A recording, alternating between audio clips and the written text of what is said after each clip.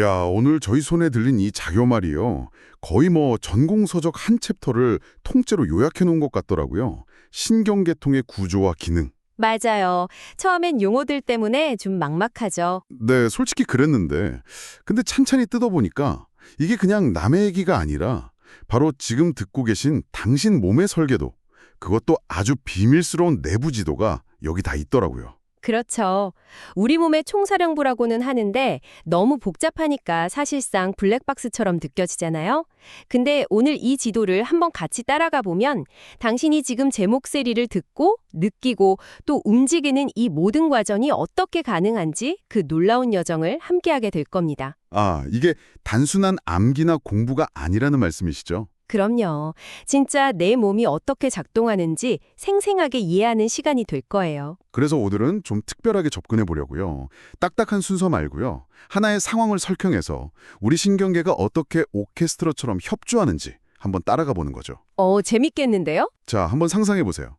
당신이 조용히 앉아 있는데 갑자기 등 뒤에서 쿵 하는 엄청나게 큰 소리가 났습니다. 이 순간 당신 몸속에선 과연 어떤 일이 벌어질까요? 가장 먼저 반응하는 곳부터 한번 가보시죠. 아, 그 쿵 하는 소리. 그때 당신이 화들짝 놀라서 자신도 모르게 소리 난 쪽으로 고개를 확 돌렸다면 그건 뇌가 생각해서 한 행동이 아니에요. 생각이 아니라고요? 네, 뇌의 가장 원시적이고 깊숙한 부분.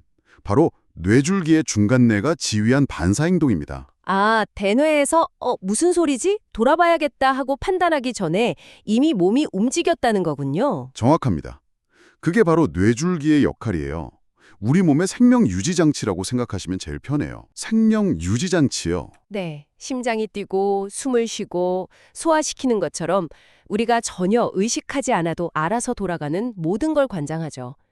특히 그 가장 아랫부분인 숨뇌는 생명 중추의 핵심이라서 여기가 다치면 정말 생명이 위험해집니다. 그런데 자료를 보다 보니까 정말 놀라운 게 우리 뇌에서 나오는 뇌신경이 12쌍이잖아요. 네, 그렇죠.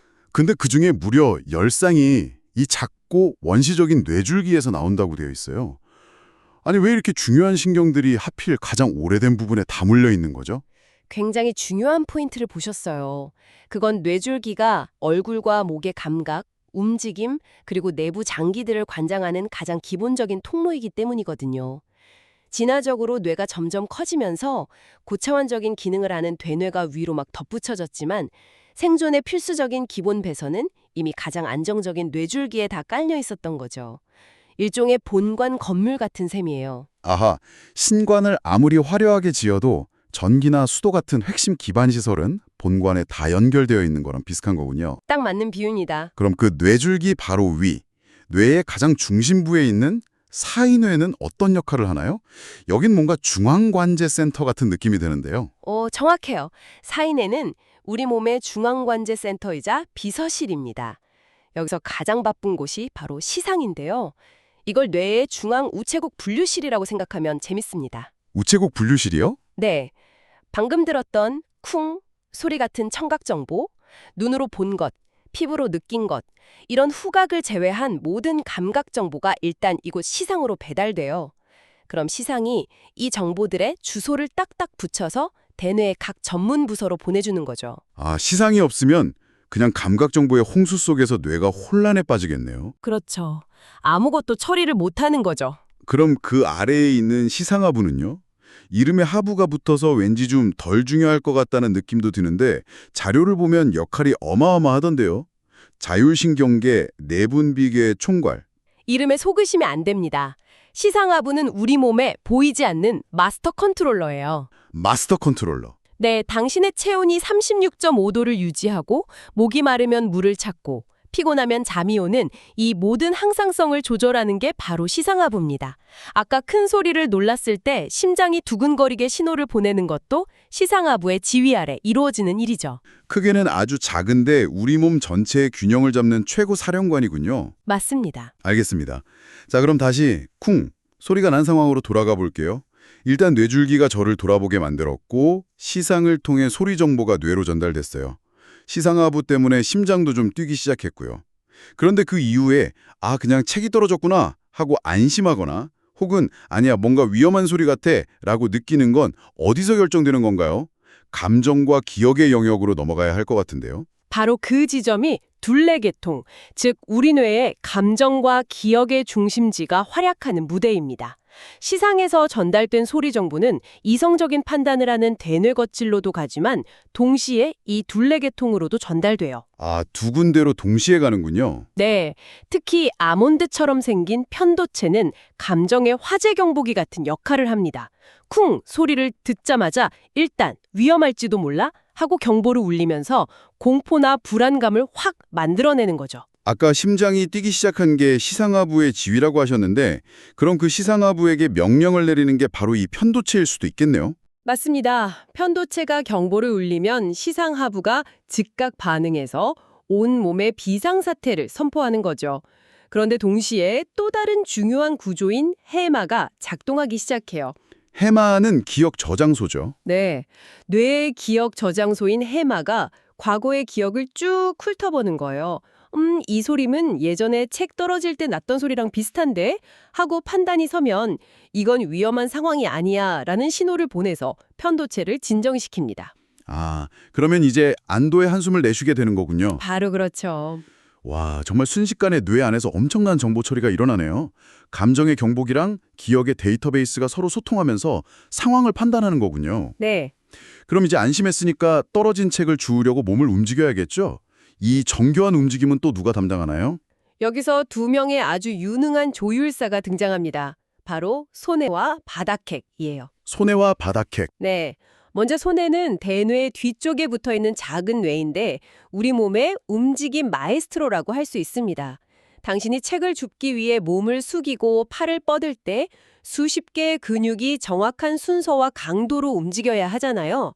손해가 이 모든 과정을 실시간으로 보면서 움직임을 아주 부드럽고 정교하게 다듬어주는 역할을 합니다. 아, 술에 취하면 비틀거리는 게 바로 이 손해의 기능이 잠시 마비되기 때문이라는 말을 들었어요? 네, 맞습니다. 그 기능이 떨어지는 거죠. 그럼 바닥핵은 손해랑 어떻게 다른 역할을 하는 건가요?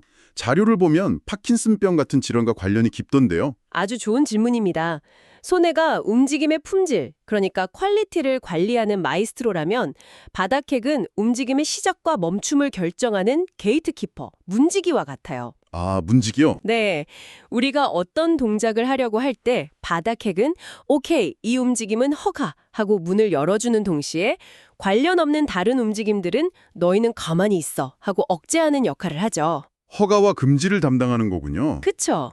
이 게이트키퍼가 고장나면 파킨슨병처럼 움직임을 시작하기 어렵거나 몸이 떨리고 반대로 문이 너무 쉽게 열리면 의도치 않은 움직임이 계속 나타나는 겁니다. 비유가 정말 와닿네요. 자, 그럼 이제 뇌에서 내린 책을 주어라 하는 명령이 팔과 다리까지 전달되어야 하잖아요. 이 정보는 어떤 길을 통해서 내려가나요? 그게 바로 뇌와 온몸을 잇는 정보 고속도로, 즉 척수의 역할입니다. 척수는 그냥 신호만 전달하는 케이블이 아니에요. 그 자체로도 중요한 처리센터죠. 척추뼈 안에 안전하게 보호되어 있고요. 단면을 보면 되게 흥미롭게 생겼더라고요. 안쪽은 나비 모양의 회색질, 바깥쪽은 백색질. 네, 이걸 고속도로에 비유하면 바깥쪽 백색질이 실제 차들이 달리는 차선이고요. 아, 상행선, 하행선. 맞아요. 그리고 안쪽의 회색질은 정보가 드나드는 톨게이트나 휴게소 같은 곳이에요. 몸에서 온 감각 정보가 들어오는 입구, 뒷불이 있고요. 근육으로 운동 명령이 나가는 출구, 앞불이 나뉘어 있죠. 아하. 그래서 뜨거운 걸 만졌을 때 뇌까지 신호가 가기도 전에 자기도 모르게 손을 태는 반사작용 있잖아요. 네, 있죠. 그건 이 척수 톨게이트 수준에서 자체적으로 처리해버리는 일종의 긴급 대응인 셈입니다. 야, 뇌라는 중앙 정보까지 보고하지 않고 현장에서 바로 처리하는 거군요. 정말 효율적이네요. 그렇죠. 아주 효율적이죠. 그럼 이 중요한 고속도로, 그러니까 뇌와 척수는 어떻게 보호받고 있나요? 보밍홈은 최고의 연천 시스템을 갖고 있어요. 먼저 뇌척수막이라는 세 겹의 튼튼한 막이 뇌와 척수를 감싸고 있고요. 그 막과 뇌 사이 공간에는 뇌척수액이라는 액체가 가득 차서 순환하고 있습니다. 액체 쿠션 같은 거네요. 네, 자동차 에어백이나 액체 쿠션 딱 맞아요. 외부 충격이 가해졌을 때 뇌가 두개골에 직접 부딪히지 않도록 완벽하게 보호해주는 역할을 하죠. 중앙 고속도로까지 봤으니까 이제 이 도로에서 빠져나와서 온몸 구석구석으로 연결되는 국도 시골길, 즉 말초신경으로 가봐야겠네요. 맞습니다. 고속도로인 척수에서 빠져나온 신경들은 그냥 각자 흩어지는 게 아니고요. 특정 지역으로 가기 전에 잠시 모여서 복잡한 네트워크를 만드는데 이걸 신경얼기라고 불러요. 신경얼기.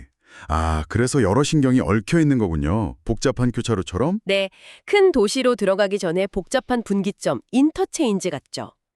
예를 들어서 팔로 가는 신경들은 팔신경얼기라는 큰 분기점에서 서로 정보를 교환하고 섞여서 팔과 손의 모든 움직임과 감각을 담당하는 여러 개의 국도, 노신경, 정중신경 같은 걸로 다시 나뉘어 뻗어나갑니다. 아, 그래서 팔 특정 부위가 저리거나 하면 어느 신경 분기점에서 문제가 생겼는지 역추적이 가능한 거군요. 네, 바로 그 원리입니다. 정말 체계적이네요.